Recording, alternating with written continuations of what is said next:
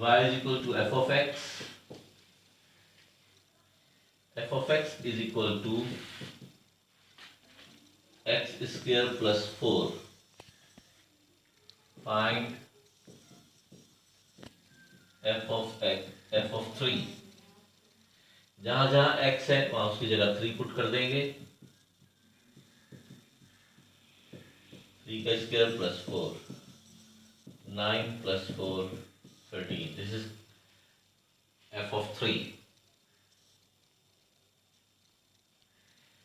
Broken function. F of x is equal to 1 over x minus 1 and 3x square plus 1. This is called a broken function. If x is less than 1 or if x is greater than or equal to 1. हम find करना चाहते हैं f of minus 1 by 2, f of 1 and f of 2. अब हमने ये देखना है कि 1 से लेस जो वैल्यूज हो वो इस वाले फंक्शन में पुट करनी है और जो 1 या 1 से बड़ी वैल्यूज होगी वो इस वाले फंक्शन में पुट करेंगे. जैसे f of minus 1 by 2 निकालना चाहते हैं. f of minus 1 by 2 क्योंकि लेस देन 1 है उसको इसमें पुट करेंगे.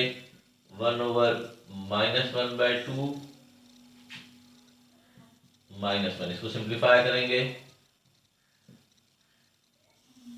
minus 1 minus 2 by 2, ये 2 पर चला जाएगा. 2 over minus 3. इसी तरह f of 1 निकालना चाहते हैं. 1 इक्वल टू और ग्रेटर देन के लिए ये वाला फंक्शन है तो इसमें पुट करेंगे 1.